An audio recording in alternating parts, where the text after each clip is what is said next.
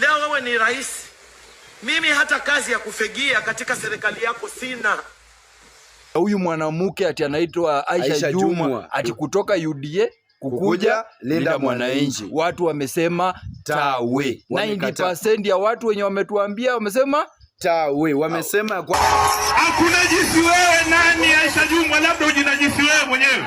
Ukijiangalia kwenye kioo, sisi tunakula vitu vimekolea bana. Watoto wako hapa kina Hanifa simama watu waone bana. Ni lazima kitu kiliwe. Tafuta kitu ambacho kikipika kinaivika.